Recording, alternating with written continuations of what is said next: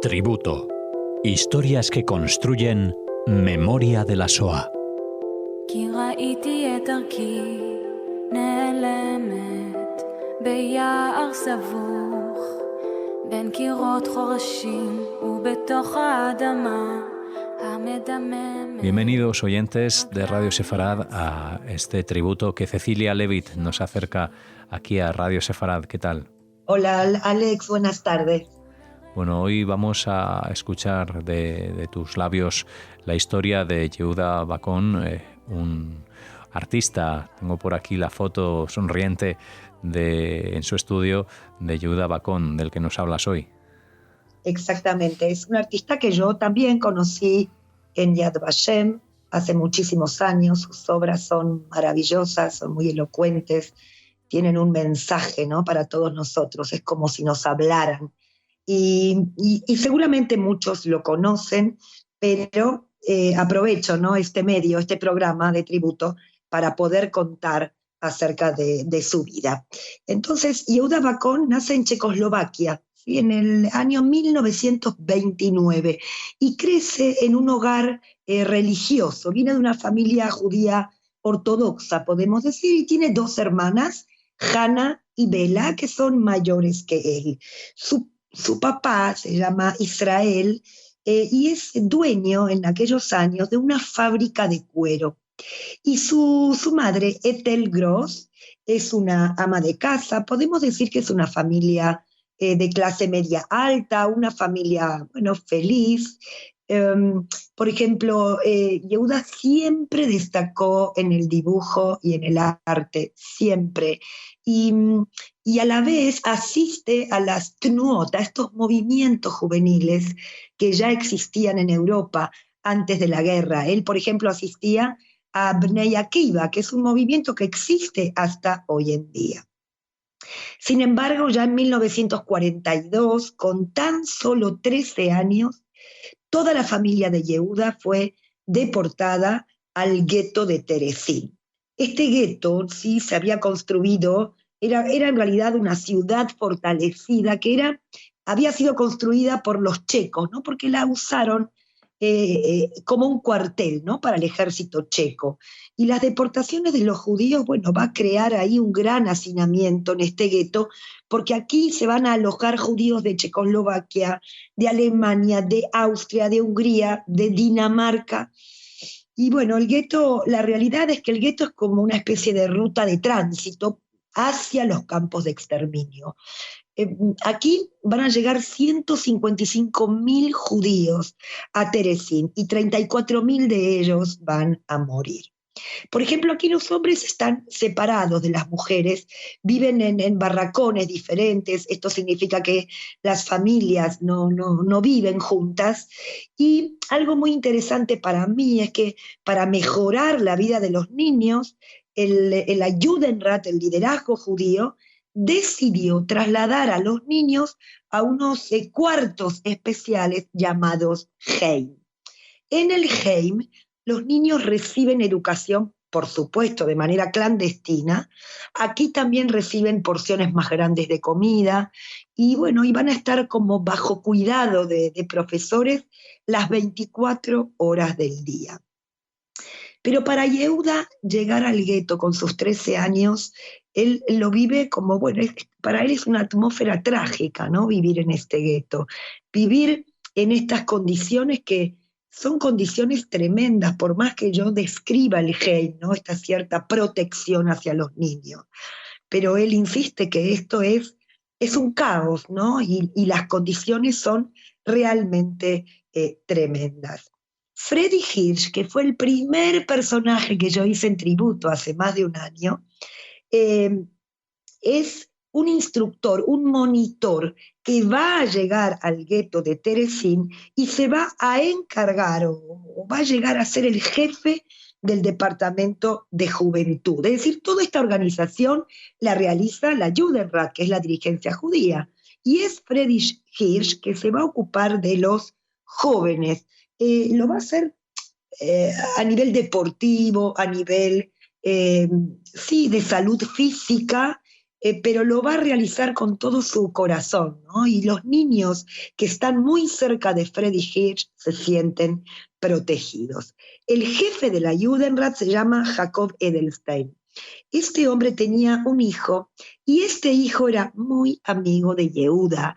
Inclusive habían ido juntos a estos movimientos juveniles. Y es así que gracias, bueno, a esta amistad que tiene con el hijo de Jacob Edelstein, es que Yehuda va a tener lugar en el Heim, porque lo que la gente no sabe es que no todos los niños tenían lugar adentro del Heim, por una cuestión de hacinamiento, pero Yehuda se va a encontrar aquí.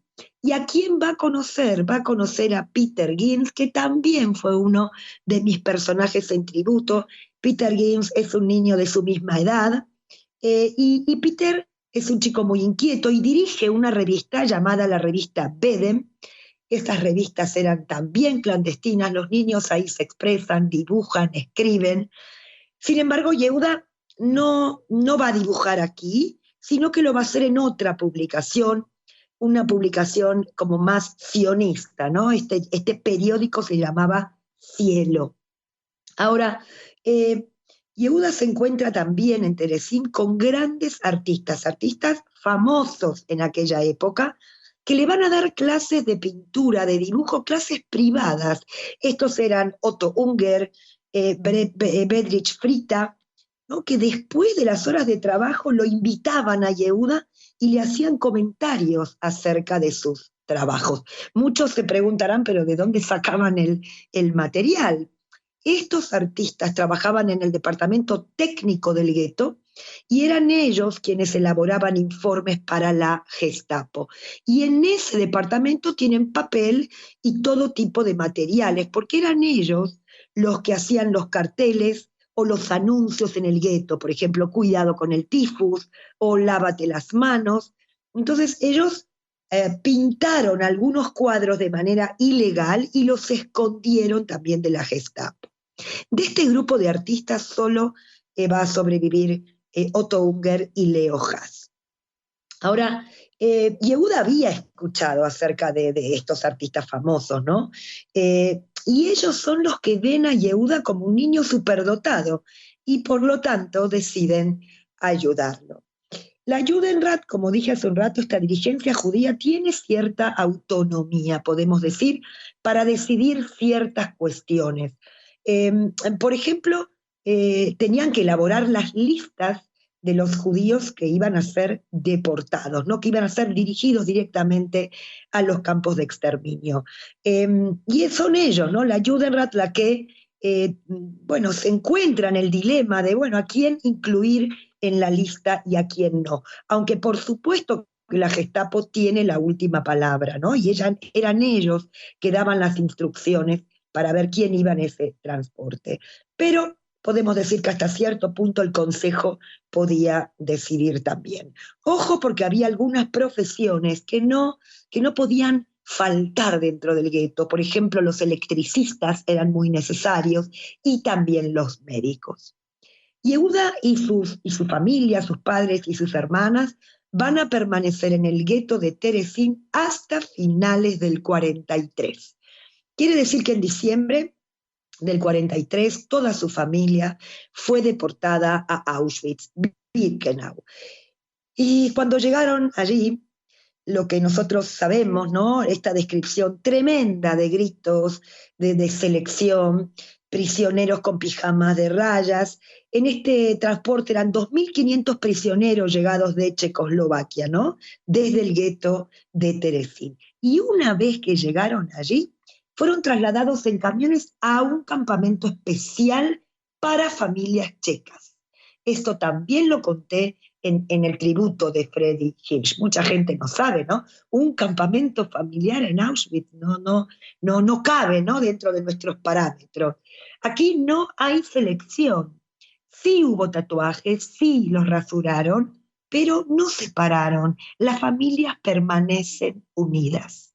Y en este campamento familiar reciben como un trato especial.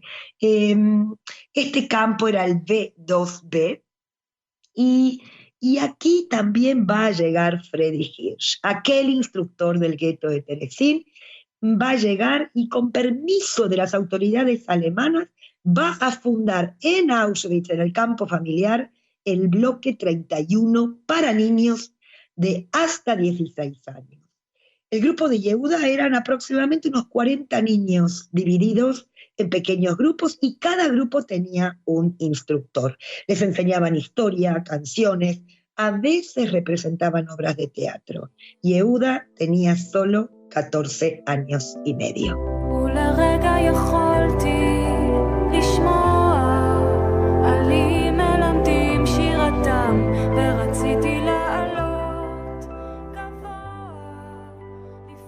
El campamento familiar duró solo 6 meses. Las SS esperaban la visita de la Cruz Roja Internacional, pero esta nunca llegó a Auschwitz. Por lo tanto, decidieron enviarlos a todos a las cámaras de gas. Solo unos pocos niños fueron elegidos para trabajos forzados, y entre ellos Yehuda. Es así como Yehuda pierde a su familia y se encuentra solo y sin nadie. Estos niños seleccionados van a trabajar, ¿sí?, en un comando, el comando de transporte o comando del carro. En alemán es el Rockspachskommando. Estos niños transportaban con sus carretas, sus carros, transportaban maderas y otras cosas de un lugar a otro. Y gracias a este trabajo, Yehuda y otros niños tuvieron acceso a diferentes partes del campo de Auschwitz, inclusive lugares a los que a nadie se les permitía la entrada. Por ejemplo, tuvo acceso al crematorio. Estos niños podemos decir que eran utilizados como caballos, ¿no?, para transportar estos carros. Yehuda visitó así el campamento de mujeres, inclusive visitó el bloque de Mengele. Yehuda es, como dije, un adolescente de 14 años y tiene mucha curiosidad. Él sabe de la existencia de las cámaras de gas y tiene esa curiosidad que tiene a lo mejor un artista, ¿no?, y quiere saber más. Esto es duro lo que voy a decir, pero él va a entrar en una cámara de gas gracias a la amistad que él tiene con un grupo de personas que trabajaban en el Sonderkommando. El Sonderkommando era un secreto muy grande, eran personas elegidas, mejor alimentadas para sacar a los cuerpos de las cámaras de gas. Por supuesto que los Sonderkommando, después de determinado tiempo, eran asesinados también.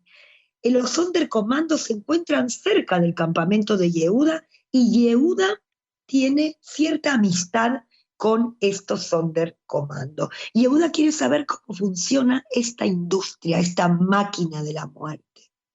Y como digo, estos amigos, y los quiero mencionar, eran Israel y Catriel Zuckerman, Kleiman, Furman, con el número, por ejemplo, 808110. Yehuda le pide a estos Sonderkommando recorrer, por ejemplo, las duchas del sauna, donde los desinfectaban, y como dije antes, entra en una cámara de gas, y este es un tema al que voy a volver más adelante. El 18 de enero de 1945, Yehuda ya fue enviado a las marchas de la muerte. Lo van a llevar a pie a través del campo de Mauthausen, va a llegar a Mauthausen, pero de ahí lo van a trasladar a un subcampo. Y recién el 5 de mayo de 1945, Yehuda va a ser liberado por el ejército estadounidense por los americanos. Yehuda va a sobrevivir con su gran amigo, que no mencioné antes, su amigo es Wolfi Adler, que era el hijo de un gran rabino de Checoslovaquia. Ellos juntos van a abandonar este campamento. Los soldados americanos lo van a llevar a un hospital, por supuesto, en una ciudad austríaca de Steyr, y después de su recuperación, Yehuda, junto con su amigo Wolfi, van a regresar a Praga. Ahí, bueno, mantienen la esperanza de reunirse con su madre y con sus hermanas. Yehuda es uno de los primeros niños que regresa a Checoslovaquia, ¿no?, junto con Wolfi. Una vez que llegan, bueno, rápidamente entienden que su familia no está, que no no hay nadie, y entonces se van a acercar a la comunidad judía de Praga. Ahí, bueno, ¿quién está en esta comunidad judía? Eran también sobrevivientes que estaban regresando de los campos, inclusive también sobrevivientes del gueto de Terezín. Ellos, bueno, son adolescentes, van a pedir ayuda. Sin embargo, la comunidad le responde, bueno, que no hay nada, que no hay nadie, que no tienen posibilidad de ayudarlo. Pero le van a decir que sí existe alguien que les puede dar una mano, que los puede ayudar. Y este era un señor llamado Peter Presmil, que era un hombre, vamos a decir, bueno, fantástico, que se preocupó con la ayuda de sus amigos a preparar diferentes sitios para los niños que llegaban de la guerra. Gracias a sus conexiones, Peter recibe un permiso del Ministerio de Educación para ocupar aquellos palacetes, ¿no?, que los nazis habían utilizado para transformarlos en hogares o en casas, sí, casas de acogida, casas para niños y jóvenes. Y es así como Yehuda y Wolfi van a ingresar en esta casa. La historia de Peter, de este señor, y su casa de acogida es una historia larga, ¿no? Porque miren qué interesante, Peter también salva y protege a niños y jóvenes de las juventudes hitlerianas que habían sido enviados a campos en condiciones muy, muy extremas, y él también decide llevarlos a estas casas de acogida. Hago la salvedad que después de la guerra los checos cogen un odio muy fuerte a los alemanes. Inclusive el que hablaba alemán corría peligro. Ahora Yehuda tiene un nuevo hogar, tiene un refugio, ¿no? Y ahora sí aparece como un silencio, ¿no? Aquí en esta casa de acogida. Se encuentran, inclusive hay niños pequeños de 5 años que llegan de los diferentes campos, o niños que habían estado escondidos, niños que a lo mejor no saben ni quiénes son, y también los alemanes. Todos se encuentran allí. Y Peter Presmil, junto con el rabino Leo Beck, se van a preocupar por estos niños, por alimentarlos, por vestirlos, y aquí sin importarles la religión ni el género, ¿no? Hoy es obvio, pero no era tan obvio en aquella época. Y gracias a Peter, Yehuda recupera la confianza en el ser humano. No, después de la guerra, lógico, normal, Yehuda no confía en nadie más. El ser humano fue muy cruel, ¿no?, con él. Sin embargo, el buen corazón de Peter, ¿no?, y su humanidad es lo que va a cambiar la vida de Yehuda.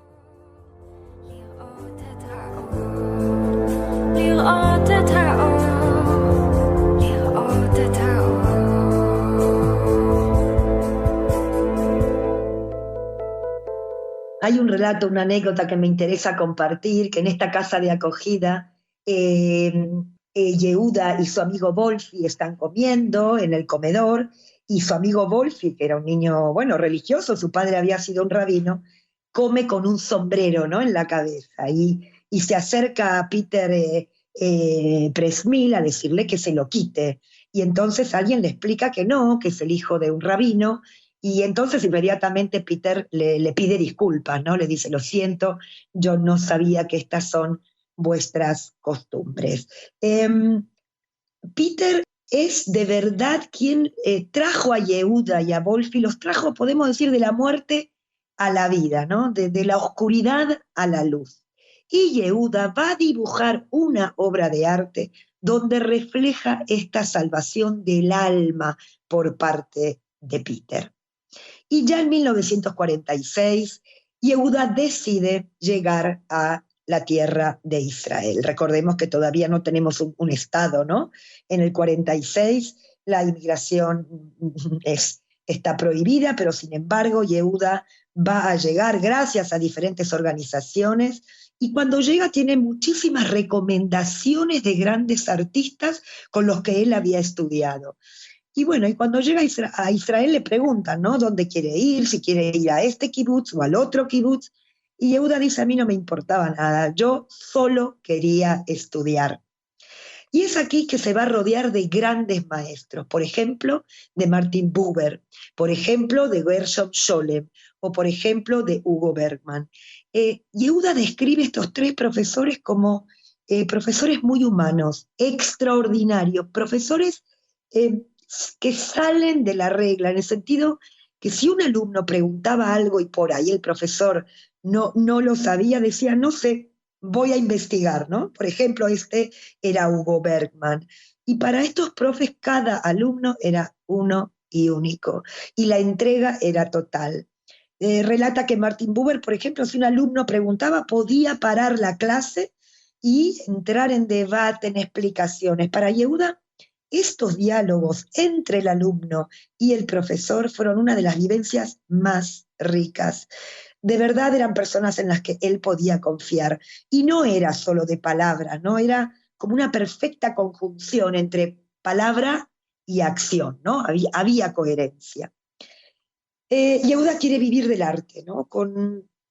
Bueno, él entiende también cuánto una palabra puede destruir y cuánto una palabra puede construir. Entonces, después de la guerra, también el estado emocional de Yehuda era de tal sensibilidad que si alguien le decía una palabra buena o le demostraba su buen corazón, Yehuda podía llorar, ¿no? Y también por el contrario. Aquí Yehuda intenta y trabaja muy, muy fuerte, no solamente para, bueno, aprender a dibujar, sino que él dice para intentar ser una buena persona. Y aquí sus maestros son muy responsables porque lo han ayudado. Y él dice, yo nunca quise focalizar mi vida en el odio. Por supuesto que el arte lo ayudó porque él va a abrir otras perspectivas, ¿no? Para un mismo tema. Y yo creo que este es el gran trabajo de un artista, es lo que dice Yehuda, enseñar o mostrar o hacer que se descubra una nueva perspectiva. En Israel, como dije, bueno, estudió en la Academia de Arte y Diseño Betzalel, una academia hasta el día de hoy de muchísimo prestigio. En 1959, Yehuda se convierte en profesor de esta Academia de Arte en Betzalel, profesor de artes gráficas y de dibujo. Bueno, se va a convertir en un artista muy, muy, muy famoso, y también él lo explica así, ¿no? Me convertí en artista para procesar mis experiencias y tratar de describir lo que viví. Siempre sentí como una responsabilidad enorme de contar mi historia, bueno, y hacer que las generaciones futuras tomen conciencia de la responsabilidad que tenemos, ¿no? Tanto en el presente como en el futuro. Los dibujos de Yehuda son muy, muy interesantes, muestran detalles y secuencias de lo que él vio en los campos de concentración y escenas que él dibuja ni bien acaba la guerra, que tiene 16 años, poco después de la liberación. Quiero contaros que sus dibujos van a servir como evidencias en el juicio de Eichmann, en otro juicio en Frankfurt y en el juicio del negacionista David Irving, que él dice que no existieron las cámaras de gas. Los dibujos de Yehuda de las cámaras y de los crematorios coinciden perfectamente con los dibujos del departamento técnico de las SS. Hoy su arte se muestra en varios museos y varias colecciones de todo el mundo, en museos de Israel, en Yad Vashem, en el Congreso de los Estados Unidos de Washington, en la casa de Roosevelt, de Rockefeller, en la casa de Buber, de Chaim Weizmann, inclusive también en Londres. Yehuda se casó con Lea Bacon en Jerusalén, tienen 2 hijos y una hija. Contaros que Yehuda hoy tiene 92 años y vive en Jerusalén. Bueno, para ir cerrando, quiero 2 cositas que no me quiero olvidar. Primero, que este gran maestro que fue Peter Presmill fue nombrado justo entre las naciones. Yehuda y Peter mantuvieron la relación y la amistad a lo largo de toda su vida. 45 años después de la guerra, hay un encuentro en Yad Vashem con Yehuda, con Wolfi y con Peter. Y miren qué interesante, cuando Peter ve a Wolfi, le dice, ¿me has perdonado por lo del sombrero? Fijaros, 45 años después. ¿Con qué me quedo? ¿Dónde pongo el foco? Es una historia dura, ¿no? Cabe duda. Pero yo me quiero quedar de verdad con el trabajo de los educadores. Y quiero mencionar a Peter y a Buber y a Gershom Scholem y a Hugo Bergman. Sobre todo, bueno, por el amor a un niño, ¿no? Por el amor a estos jóvenes adolescentes, por la mirada. Porque, bueno, sabéis que yo también soy profesora. Esta historia me ha tocado profundamente. Hasta dónde nosotros los educadores podemos cambiar, modificar, alegrar, revertir, ¿no? Las emociones y la vida de un niño. Y yo digo que esta mirada de un profesor dice muchas cosas. Dice, me importas y te quiero ayudar. Puede decir, soy sensible a lo que te sucede. Puede decir, te escucho, estoy aquí para ti. Y eso es lo que todo educador debería dar, ¿no? Ayer, hoy y siempre. Y con esto me despido, todo mi abrazo y mi cariño para Yehuda, que está en Jerusalén. Pues como siempre, gracias Cecilia por acercarnos estas historias, en este caso en la de hoy con Yehuda, aquí en este tributo que nos acercas y acercas a los oyentes de esta casa, de Radio Sefarad. Hasta la próxima. Hasta la próxima.